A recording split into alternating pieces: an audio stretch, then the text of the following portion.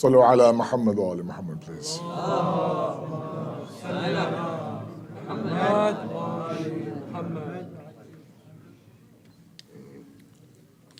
أعوذ بالله من الشيطان الرجيم بسم الله الرحمن الرحيم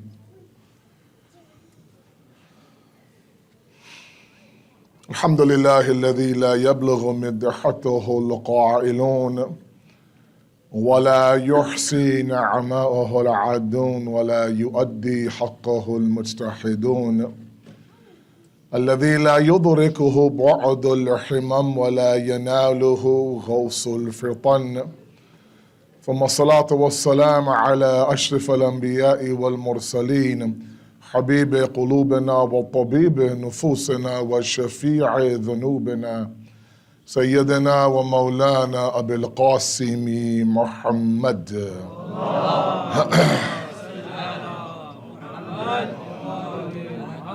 وأهل بيته الطيبين الطاهرين المعصومين المظلومين لا سيما بقية الله في الأرضين صاحب العصر والزمان خليفة الرحمن إمام الإنس والجان ولعن الله أعداهم أجمعين إلى يوم الدين أما بعد فقد قال الله وقوله الحق بسم الله الرحمن الرحيم أفرأيت من اتخذ إلهه هواه وأضله الله على علم وختم على سمعه وقلبه وجعل على بصيره غشاوة فمن يهده من بعد الله أفلا تذكرون صدق الله العلي العظيم اللهم صل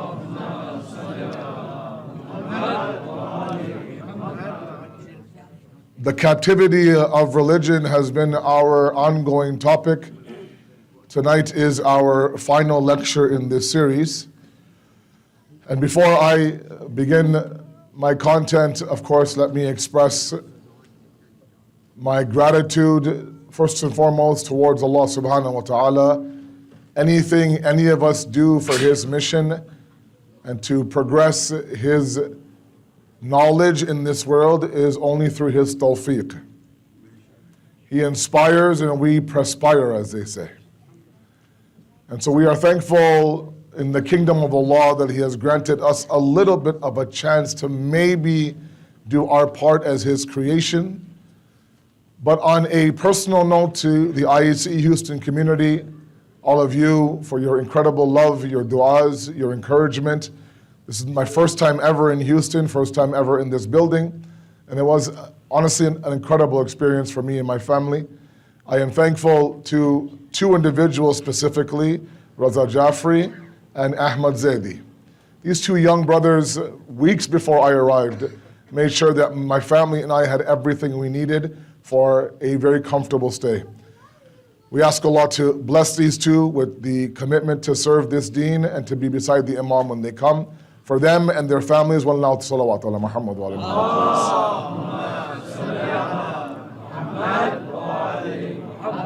To all of you who welcomed my family, who made them feel like this is their home, I am appreciative. There are people who cooked for us. There are people who took us out to restaurants. There are people who really wanted us to come over to their house.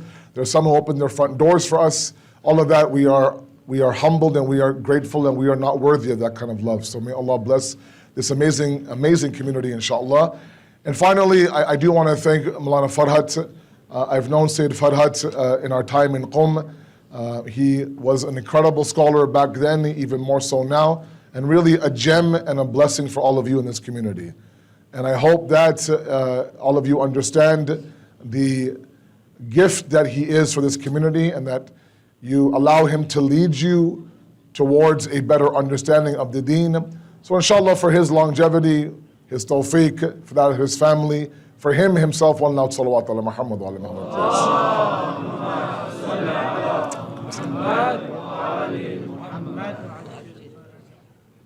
Our discussion has been revolving around the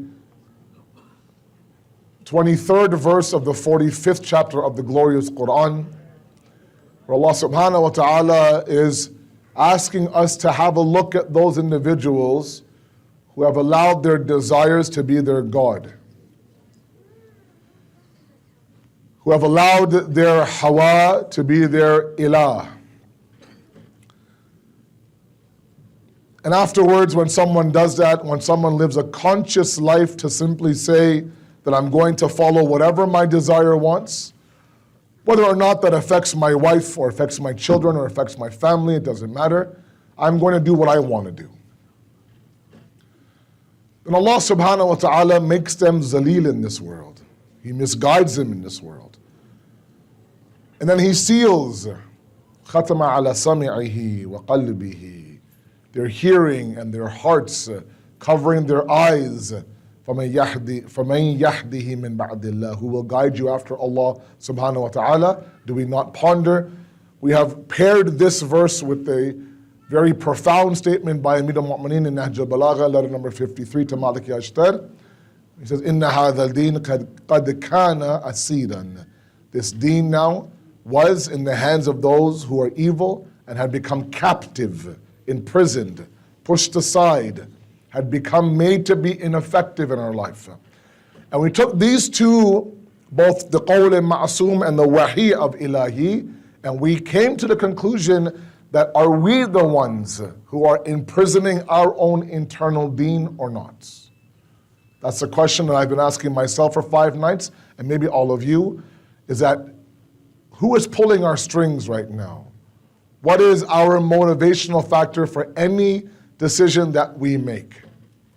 Is it the deen? Is it Allah subhanahu wa ta'ala? Have I done what Amir al-Mu'mineen has said, this istilah of deen asir, that I placed the deen inside of a prison? I've allowed the deen to come out once in a while on the big nights, in the big places. And then when it comes to actual decisions, I'm unhappy with my spouse. Do I stay or do I make their life miserable? Who do I marry? How do I marry them? What programs do I have, for example? How do I earn halal risk, for example? Do I swallow my need to backbite and gossip? Is the deen out of my prison, or have I locked that deen up and done whatever my hawa wants me to do? Because we live in a society that's telling our youth, be free. Cut the chains of these limitations. These shackles of restrictions that religion now places on us, they're telling our kids that. Imagine being free of that.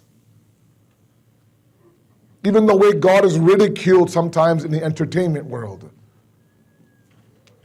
Right? In the name of parody now. Right? So you can insult God and it's parody and you laugh. You insult a certain group of people and you're canceled. That's the state that we're in today. And so we have to now examine, why is it that we do that, if we do that, and what does the deen bring to the table? So these past 4 nights now, we've talked about everything. From the fact that if there is doubt inside of us, that doubt has to be cured. If I understand that I am suffering and my deen doesn't have an answer for me, or so I believe, then maybe it's not the idea that the deen doesn't have an answer. Maybe I'm looking for a magical potion, some sprinkles to sprinkle on top of my hardship, and the hardship will vanish, like some cream for some burn. And we talked about Jalal and Jamal, and we talked about all of these various things. In the process, trying to understand, Sallu ala Muhammad wa ali Muhammad, please.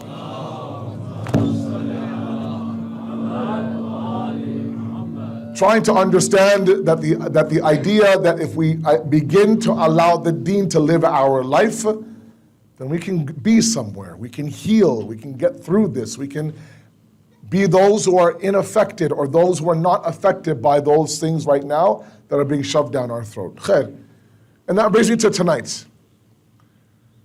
And tonight what I want to do is I want to tell myself and remind myself that when the deen is a captive inside of me, I don't want the deen subconsciously to lead me. Okay, I'm not referring to the Sharia of Islam when I make major life decisions. If that's the case in our lives, in my life, then really what I'm doing is I'm stunting my growth. I want to establish tonight that when you allow the deen to lead the way, then you're allowing yourself to reach heights that nobody else can claim to reach. I'll give you some examples. First of all, this notion that we have sometimes that the deen stops me from doing certain things. Why is the deen so negative? Why is the deen, for example, so limiting? Why is it that everything is a no? It seems as if the picture that is painted to our youth today, and that has to change, from everything from the minbar to the classroom to the home to the schools to the madaris to whoever has any influence on the way the deen is presented to our kids, has to rethink what that presentation is all about. Look, I'm a steak guy. I like steak. A good filet mignon. Steamed vegetables, a little bit of rice, some mash and gravy. I love it. I'm making you hungry, I'm sorry. Thank God it's not Ramadan, alhamdulillah. I've never had a salawat on a steak before, remember? But alhamdulillah. Why not? You Shias give salawats for anything, mashallah. Anyways. So imagine now that someone's preparing my favorite meal. You've come from my house for a dawat. You've come, I can't believe it. I heard from a speech one time that you like filet mignon. I go, yes, I do. Perfect. I'm coming, just stay put. I'm gonna grill you the best steak you can. And I can't wait. Because when you know you're going in the evening to someone's house for dinner, don't have breakfast, don't have lunch. Why would I have breakfast, lunch? Right? Go hungry. So now he says, okay, Moulana, it's ready, come on in. And in front of me is the inside lid of a garbage can. On that garbage can is my filet mignon. Fresh, the smell is incredible. It's on the bottom of a garbage can lid. The content is delicious, the presentation is problematic. Shaykh Mutari has a beautiful, beautiful analogy.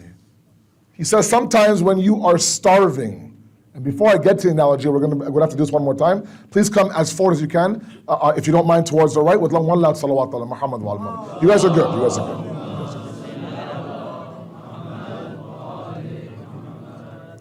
Yeah, you guys are okay in the front here, mashallah. Allahumma salli ala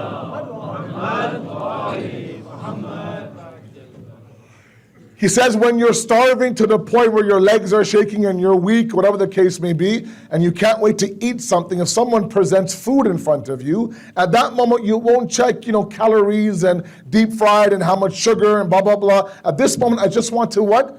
I want to fulfill my hunger at this moment. That's how hungry I am. I won't check to see healthy, not healthy, good for me, not good for me, too much salt, not enough salt. Just give it to me. I need to fulfill my hunger. He says that sometimes our younger generation also is hungry to what? To believe in something. They're starving to believe in something. And when you're starving that badly and an atheist comes and presents their belief in a beautiful way with 4-syllable words and no mistakes, the comma in the right spot, no judgment, blah, blah, blah. At that moment, because they're so eager to worship anything, they won't check logical, illogical, intellectual, not intellectual, makes sense, doesn't make sense. They'll gravitate towards that because that's right now is the best presentation of something to believe in. We have to change that. I've said it 1,000 times. The generation before us came from a generation of amal. My respective elders were told to do A, you did A. You didn't have the culture to ask why and why and why. There was no chun and no chira, as you say in Farsi. There wasn't. Just amal. My dad would tell me in Karachi, there wasn't a moment where I would ask the alim a question after a majlis. I was unheard of. Can you clarify this verse for me? I didn't quite get this point, Moulana. If you did that with an alim back then, he'd call your father. This is your child? Teach him some manners. I come off the member and the sweat's not dry for the masayib and I have halka sa sawal, Moulana. Halka, a little bit of a light, let me just catch my breath. And I love it. So they came from amal, but their kids are coming from ilm. There's a big difference. They were told to do it, they did it blindly. Not always blindly. Eventually they figured out what it was. It worked for them to a certain degree. But our youth, of course, come from a place of ilm. And that ilm sometimes has a little bit, I love you guys, a little bit of a smell of an ego. It does. Convince me and then I will act. Oh, hold on there, homie. 1 second. Whoa, hold on. MashaAllah, 16-year-old aql, that's not pukhte yet, as you say in Farsi. That's not quite ripe yet. He wants to understand the intellect of the unlimited. So there has to be a combination of both. Sometimes the ilm my youth want is through the amal of my older generation. That's the part they don't understand. So anyways, that's not my topic, but just as a muqaddamah, we really stunt our growth when we lock up our deen and don't make it the forefront deciding factor in all of our decisions. Because sometimes we think, look, if I follow this deen, if I do everything, if I, for example, dress the way it asks me to dress, if I marry the person I want to marry, I can't get a proper job, I can't get a promotion at work, I can't be this, I can't be that. All of it is can't. And the reality is that it's quite the opposite. Because the way the deen properly presents itself to all of us is the fact that you are a creation, I am a creation of both worlds. As Imam Khomeini describes, sometimes our heart now is shining towards or is moving towards this mulk, this mundane world, and sometimes the other part of our heart is shining towards the malakut, this hidden world, this world that's ghaib. Sometimes the heart now is moving towards this world of materialism, of this nasut world, of this limited, perishing, fana world. And sometimes the same heart might even move towards what? That immaterial realm, that akhirat, that jannah. It's very possible. One heart now has multiple dimensions to it. And we fluctuate between the two. And so long as we're not attached to the mundane things that drive us away from Allah subhanahu wa ta'ala, there's nothing wrong with that. Islam has never had a problem with you achieving in this world. I've met doctors right now in Houston. I've met dentists. I've met financial advisors. I've met people who are very successful. I've attended homes and been to homes that, mashallah, are beautiful inside. There's nothing wrong with that. The achievement isn't the problem. The attachment is the problem. So quite the opposite. The deen says go and achieve. We had prophets that were kings. We had prophets that were palaces. We had prophets in the Quran like Nabi Sulaiman that would ask, Ya Allah, give me a palace, a mulk, such that there isn't a mulk like this after me. Can you imagine? I'd say, Nabi Sulaiman, I have a question for you. I have a question for you. Yes, that's a very dunyai dua. Are you sure you want to ask that? I want a kingdom, God, in the Quran. I want a kingdom that is what? That is bigger than anything after me. I don't want anything after me that's bigger than my kingdom. Doesn't really sound like a prophet's dua, but yet in the Quran. Now, there is tafsir, of course, because we understand that Nabi Sulaiman used that kingdom to call people towards Allah subhanahu wa ta'ala. So what he's asking for is not a larger four walls, essentially. He's asking for what? A stronger platform to do your tabligh, Allah subhanahu wa ta'ala. There are some people that when Allah gives them, they use what they've been given for Him. And so Allah gives them more. For example, there are people who, at a time during COVID, when businesses were failing, there are some of the mu'mineen who were flourishing, who made a good amount of money. Their businesses flourished, did very well. Sometimes Allah gives money and risk to individuals because they use that money to further propagate His religion. There are some people that have 6, 7, 8 kids, mashallah. All 8 are incredible.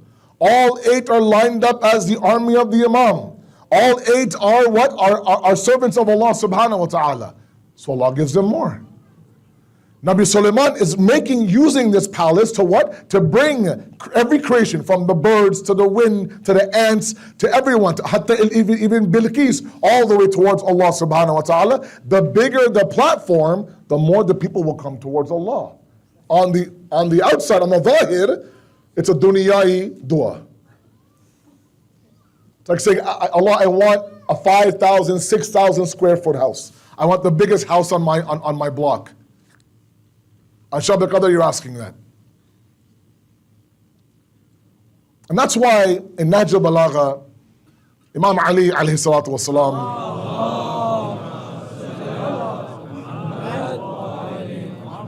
I want to remove misconceptions tonight before I leave, all of you. I really want to remove that. And one of them is that the deen stops me from succeeding in this world. Not the case. You can achieve both. You can be successful fit dunya wal akhirah. It's very possible. And I'll give you one very interesting experience. Imam Ali is invited by two brothers, Atba ibn Ziyad, Asim ibn Ziyad. Please follow me very carefully.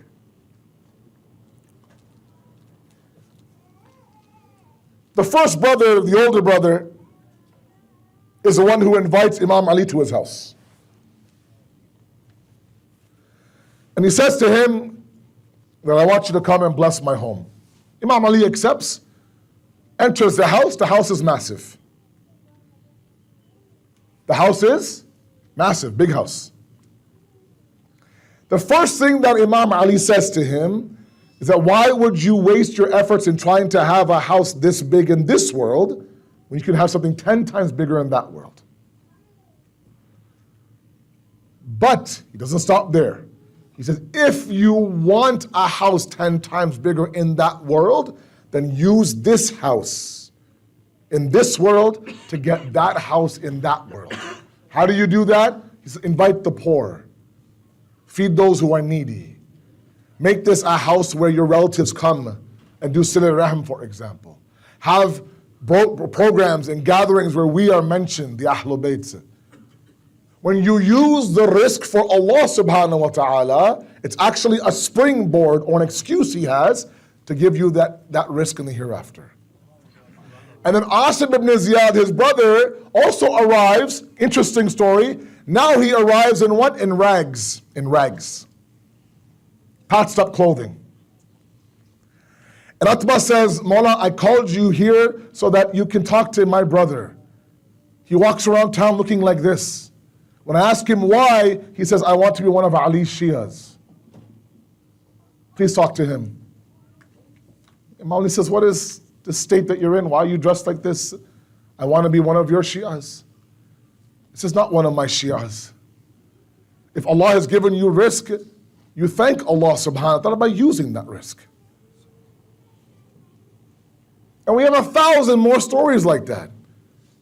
It's the contrary of what all of you believe. Some of you may believe that the deen stunts my growth, doesn't allow me to go into certain fields, for example.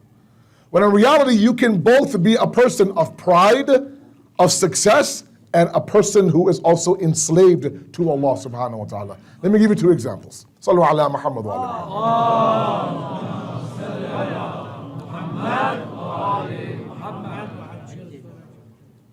You with me tonight? Yes, all of you? My Buzurgan? Excellent. Imam Ali has a beautiful, beautiful statement, one of my favorites. It's actually a part of a munajat. I'm going to build off of that by talking a little bit about a rukn of salat. I'll try to combine these two carefully. And by the way, you guys have been incredible as a majma, a crowd. You really have come along with me. I appreciate that. You've been patient with me. You can see a lot from up here. And alhamdulillah, all of you are with me. You can tell. I appreciate that. May Allah bless you more. Give yourselves a one loud salawat ala Muhammad.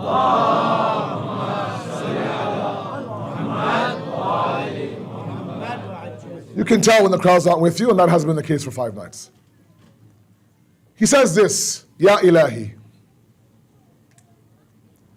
kafa li izzan an akuna li abdan, wa kafa bi fakhran an takunu li rabban. It's enough for me, he says. It's kafa, it's kafi, it's enough for me. For what? For my izzah, for my respect, that I am your slave. And it's enough of a sense of fakhr and pride that you are my Rabb. I've never heard anybody take the idea of being a slave of anybody as a source of izzah and fakhr. Only Amir al-Mu'mineen would say that.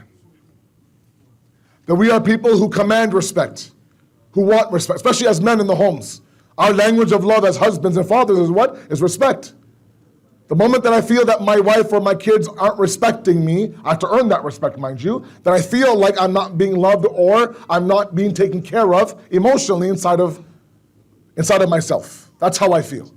So we are constantly looking for respect, respect, respect. And here Ali says, it's enough for my izzah, for my respect, that I have chosen you to enslave myself to. Hold on to that statement. Come to the rukn of salat.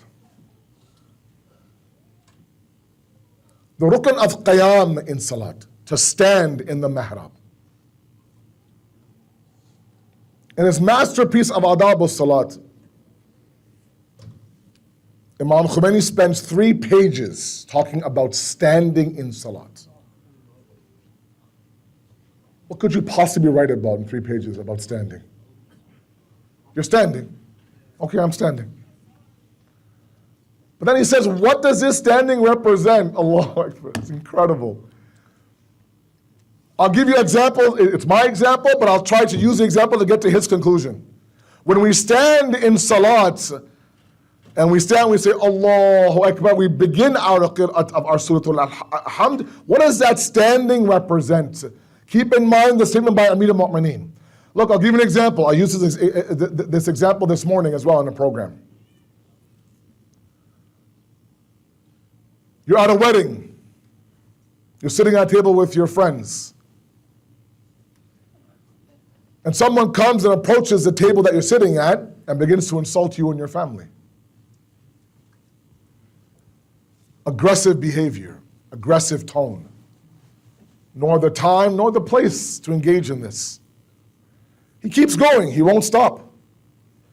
At that moment you're sitting, what do? You stand up. Don't say a word, but by you standing up, you're announcing to him, that's enough. Okay? I won't take this sitting down. Stand up to announce, without saying a word, that look, I am somebody, I have some self-respect, you said your piece, that's enough, now move on. You can't say that while you sit down. When you stand up, you announce the fact that I have some self-respect. I am somebody. You can't come and sit there and talk to me like that, especially in this time, this place, in front of my friends. Just only by standing up. If you continue to sit down, eventually someone will say, bro, you're going to take all this, man? Say something, do something. So you stand up. That's one example. The same wedding, same table of boys, an alim approaches your table. What do? Hopefully, you stand up. Assalamu alaikum, Haji Agha. Please have a seat. Both of them are the act of standing. One is an announcement of your self-respect. One is an announcement of your humility. We stand in the mihrab, Allahu Akbar. We announce to God 2 things with my standing. Number 1 is, God, I'm humbled in front of you. Number 2 is, I belong in this mihrab. I'm somebody. I've chosen to worship you. I have some self-respect. With that respect now, I'm coming to you. With that izzah, I'm coming to you to announce my ubudiyah and my subservience to you.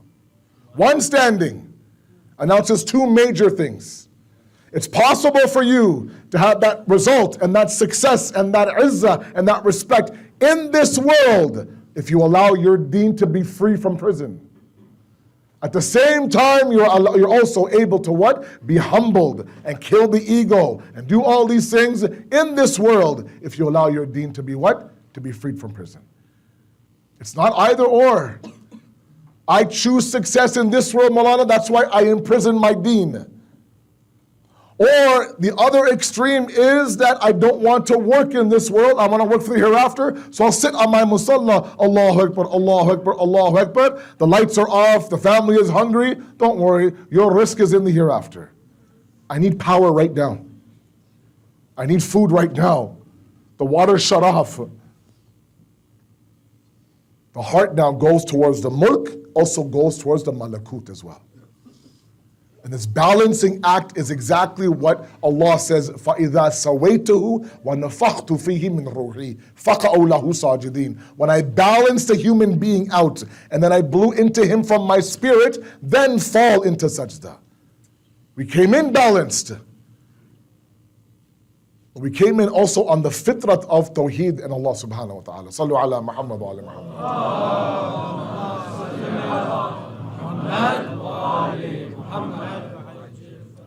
So this notion that the deen won't allow me to live my life, places these limits, etc., all of these things are difficult for us to understand when the deen says something opposite. Now, let's come towards one verse of the Quran. I know it's a work night. Tomorrow is Monday. I don't want to take too much of your time. And there's a quick Q&A afterwards as well with myself and Sheikh Amin. So I won't take too long tonight. Come to Surah Baqarah, verse number 74. I would love it if you guys could open up your phones and follow along with me, please. Don't Instagram, don't Snapchat, don't WhatsApp, don't backbite about how horrible my speech is. Just open up your Quran app that's buried on page number 6 of your apps. Open it. Surah Baqarah, verse number 74. As you do that, one loud salawat ala Muhammad wa ala Muhammad, please.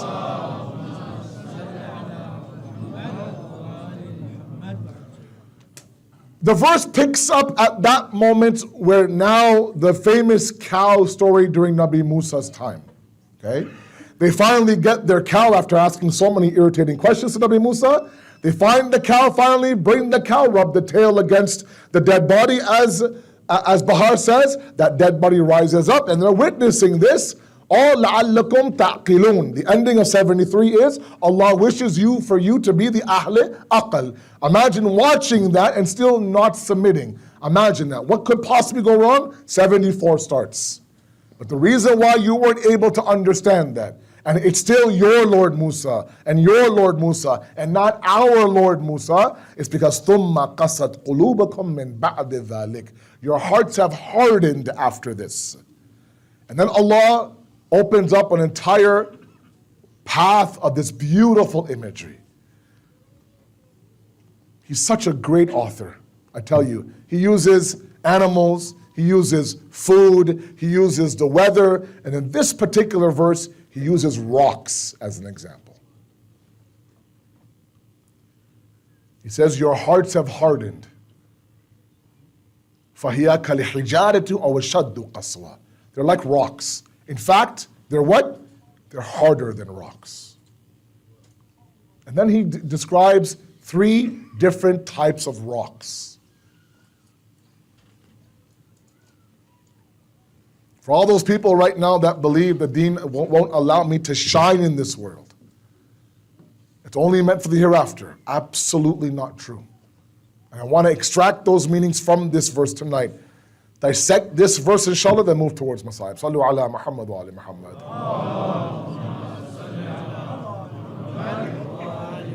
The first rock, inna min al-hijarati lama yatafajjaru minhu al-anhar. First one. Second rock, wa inna minha lama yashaqqaqu fayakhruju minhu al-ma'. The third rock, فَإِنَّ مِنْهَا لَمَا يَحْبِتُ مِنْ خَشْيَةِ اللَّهِ. 3 rocks, let's go one by one. The first one, he says, there are those rocks that what happens? There's infijar, there is an explosion, and from that rock now, a river of water now comes pouring out. There are those rocks now, no matter how hard they are on the outside, they're rock solid, right? They're hard rocks, but the water inside is so powerful. There's such fishar inside, such pressure inside. The water actually does what? Cracks the surface of the rock and a river goes pouring out. I'll explain each one, I promise. The second type of rock, يَشَقَّقُ فَيَخْرُجُ مِنْهُ الْمَاءِ. It splits open from an external source. Okay? I was in India just in December. My in-laws live there, so I have to go. Pray for me, Ya Allah, please pray for me. I ask you. May Allah help the oppressed, inshallah, ilahi, ameen. I'm only kidding. So they have coconuts there. Inside coconut is delicious malai, whatever malai is in English, and, water. No, the water is a water, but then there's that slimy stuff that's delicious. Not the meat, yeah? There's no meat in coconuts, right? Cream. Right? Cream, thank you, cream. Okay. But to open that, you either need a machete. If you don't have a machete, what do? You grab it, and you slap it on the ground. And it cracks open. That's called what? Yashaqqaqu, cracking open. But it took me slamming the coconut on the ground for it, of course, to open up. فَيَخْرُجُ مِنْهُ الْمَاءُ, and from that very rock inside, there's water. Not the infijar, not the flowing of the river from the first one, but there's water still. And the other one is يَحْبِتُ مِنْ خَشْيَةِ اللَّهِ, the rocks that fall out of the fear of Allah subhanahu wa ta'ala. What does this mean? And how can we relate to our lives today? Follow me, for example, we go towards Masaiba after that. The first one is the idea that yes, the water, the rock symbolizes, symbolizes sometimes our hearts harden. This dunya is a horrible place to live sometimes. Test after test after test. Tragedy after tragedy after tragedy. Difficulty, hardship, struggles, unbearable days. Don't want to leave your house, don't want to face a single person. Stay in my pajamas, curl up with my ball, sit there and watch my reels of monkeys eating strawberries. I love it. Just leave me all day to watch these reels. That's fine. And sometimes what ends up happening is because of the disgusting nature of this dunya that's mal'oon, my heart becomes hard towards all these great things. Towards people sometimes. Towards the deen sometimes. Towards the center sometimes. Towards those people who love me and try to reach out to me. But sometimes there are those people that don't realize there's so much iman inside of them, there's so much love for Allah inside of them, no matter how hard they try to keep that hard surface on the outside, the iman inside cracks that heart open. We've seen that, right? That no matter how hard this dunya tries to lure people off the path, somehow that water inside is so strong, it actually brings the rock down to its knees, not the other way around.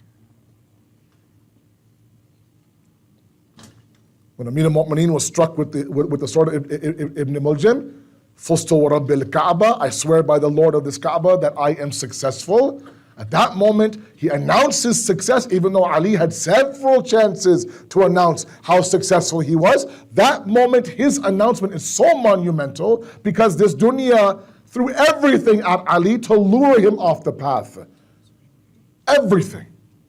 From the way his wife left this world, to Saqifa, to 3 civil wars, to his name being the cause of la'nat on the minbar, you name it. If this man left the deen, he would not be blamed. But the fact that he kept on the deen, kept on the deen, kept on the deen, to the point where he was what? He was martyred on that path, was his success. How much this dunya threw at Amir al-Mu'mineen. How hard were those rocks? But the water of his iman burst those rocks open. Understand? Ya Ali, Asad, Allah bless you. That's one rock. The second rock is what? يَشَقَّقُ فَيَخْرُجُ مِنْهُ الْمَاءُ. There's water in there. There's life in that heart. There's life in that rock. There's hope in that heart. There's iman in there. But sometimes it takes what? Somebody coming in and cracking that open to say, look, not all is lost. It's been a rough few years, a rough few days. I get it. Your heart now has become what? You become bizarre towards the world. You become this idea that, I just want to shun everybody. Leave me alone. Leave me alone. But what you don't realize, inside the heart of your hearts, there's water in there. And sometimes it's the struggle that comes in and takes your heart and slams it on the ground like that coconut. And you split open, and sometimes it surprises you. I still have belief of Allah inside of my heart. I still have hope inside of my life. Water is hayat, as you many of you know. Water in the Quran is hayat, is life. There's still life in my heart. No matter how dead on the outside it looks, there's life inside. Sometimes when you choose mangoes, ya Allah, my examples are food, what do I tell you? Mangoes, outside it looks nasty. They're black, a little bit wrinkly. Aap kholiye, you cut it, ya Allah. Kya meaty aam hai yaar? It's delicious aam. But on the outside, it looks, not the greatest. Inside it's sweet. Like me, I don't look the best, but inside I'm meaty, I swear to God. Sallu ala Muhammad wa ala Muhammad.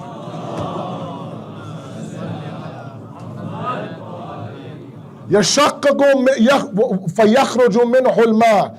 After opening that rock, water then is coming out. Not the force of the first rock. It took a little bit of a haditha, an event, a tragedy, a divorce, a miscarriage, I don't know, a death, God forbid, maybe a journey, a hajj, an arba'in ziyarat, whatever the case may be, for me to realize that, look, not all is lost. There are some of you right now who are drowning. I get it. You're in darkness. I get it. You believe that my heart now is rock hard. I used to be so much softer, Moulana. I used to love doing this and doing that and doing that. Now I don't have the heart for anything. It's just gone. I don't have it. I don't want to do it. And we think for a second that what? We think for a second that all is lost. Now you're struggling. Then you have the guilt of the fact that I'm not serving God. But this verse is so hope-filled where it says, look, sometimes God does what? God places that tragedy, that difficulty in your life for it to crack open and say, look, not all is lost. There's water in there. Then the third rock. The third rock has no water inside, has no life inside. On the outside, it fears Allah. There still is that khawf ilahi inside of it, and that image of what you've seen, right? These avalanches, that sometimes these rocks now come sliding down a mountain. That's the imagery that Allah wants to portray. They're still falling towards Allah. They're still and submitting towards Allah, but really as an outside surface level. There's nothing going deep inside that heart. My brothers and my sisters, the deen brings about the idea of the reality that not everything is what it appears to be. You might think, I have a dead heart, but in reality sometimes the very water inside, the life inside, bursts that rock open, or Allah's tests, Allah's tribulations, and Allah's hardships. وَلَقَدْ خَلَقْنَا الْإِنسَانَ فِي كَبَدٍ. We created the human being in the cradle of distress. Not for us to sit there and enjoy in the heavens that we're all suffering, no. But rather sometimes to split open the heart and say, look, there is something in here, but it took the splitting of the heart to understand that. The deen brings all these things to all of you. If you have that deen that's imprisoned, and you are dealing with this world, how are you dealing with this world? Sometimes I wonder. When I was dealing with the death of my father, I didn't know how to deal with the death of my father. I didn't know how to cry for my father. It was always up here, this heaviness. What did I do? I put on the masayib of Abu Abdullah al-Hussein. The lone connection in the majlis for us, a direct connection towards Abu Abdullah al-Hussein, is the masayib. The tears that we shed for him. The moment I put on the masayib and I heard a majlis and I cried for Abu Abdullah al-Hussein, I became light. It was healing for me. This is a man who was what? Who was Sayyid al-Shuhada, right? A man who represented the deen at that moment on the plains of Karbala. Had I not had that, I don't know how to deal with that. Sometimes I wonder, how do people deal the ups and downs of this life and this dunya without the deen? Or God forbid, you have the deen, but it's imprisoned. You've locked it up. You've put it away. It's like that kid at night during the campfire, right? He's walking from his cabin to the campfire. It's pitch black, stumbling and falling and tripping on tree roots. He finally makes it to the campfire, scarred and bleeding and this and that. He's limping. What happened? I couldn't see a thing. There's no lights in the campsite, right? And all I could see was the fire in the distance, so I was making my way there, but I tripped over every little thing. In his back pocket is what? A flashlight. Just put the flashlight on, bro. You can save yourself so many problems. We have the deen in our back pocket. We have the deen in prison. We have the keys. We refuse to open that deen sometimes. Let that deen lead the way. Let that deen be the deciding factor in a lot of our decisions. Then you'll have success fil dunya wal akhirah. Sallu ala Muhammad wa ala Muhammad.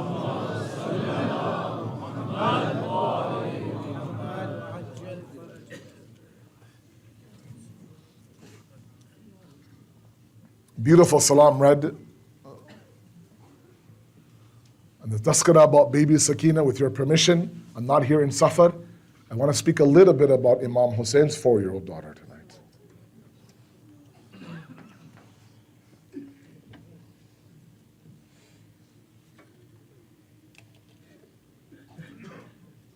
Imam Hussein, as you know,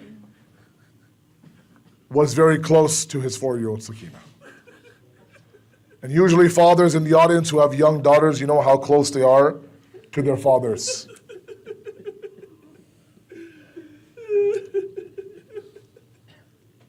I remember taking my daughter in the taxi towards the Haram Abi Mas in my Qum days. I would sit in the back seat and she'd be in my lap, she'd be hugging me, we'd be going towards the Haram, and the taxi driver would look in the rear view mirror and he would be very, very happy and he'd say, oh, mashallah, dokhtare babai shama. There's a dokhtar, it's babai. Meaning what? She's very close to her father. Baby Sakina was no different. I won't read her shahadat. It's enough to have a couple of points on the day of Ashura, and inshallah itamas dua. There are 2 moments in history where the Zuljana of Imam Hussein didn't move, the Maqtal says. When the Zuljana arrived in the desert of Iraq on the 2nd of Muharram, the Maqtal says the Zuljana didn't move. Changed the horses 7 times. All 7 didn't move. When Imam Hussein got off the Zuljana and asked the Bani Asad tribe, what is the name of this land? One Buzurg from that tribe said, Mawla, this is called Karbala. The other time that Imam Hussein Zuljana didn't move, Asr Ashur. It's now Imam Hussein's time to go and give his life. He said his goodbye to his women. Amanat from Bibi Zainab. Bibi Zainab mounts him on the horse, ready to ride inside the Maidan of Karbala. The Zuljana doesn't move. Imam Hussein begins to talk to the Zuljana. Hey Zuljana, man, I know you're tired.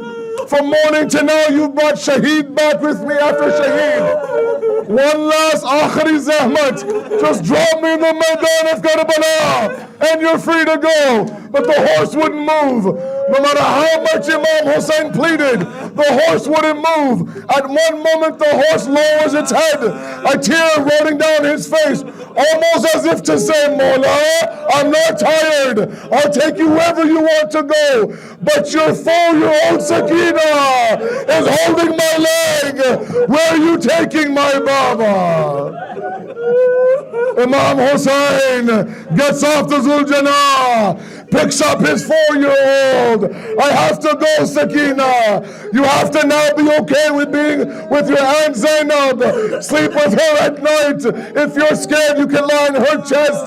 But then at that moment, now Sakina doesn't talk to Imam Hussein. Instead, she talks to the Zuljana. Hey, Zuljana, my Baba. My Baba's very thirsty. If you can take him to Furat for a drop of water. If you can find a place of shade. He's been in the sun from morning to night. At that moment, Sakina says her Khudafis. The next time Sakina sees the Zuljana, Asr Ashur, Imam Hussein has been killed. The Zuljana comes back. Sakina comes out of the khayma, wraps her arms around the Zuljana. Hey Zuljana, my Baba, I asked you a question. Could you take my father to Furat? When they killed my father, did they give him a drop of water or not? سيعلم الذين ظلموا أي منقلب ينقلبون إنا لله وإنا إليه راجعون. ماتم يا حسين يا حسين يا حسين.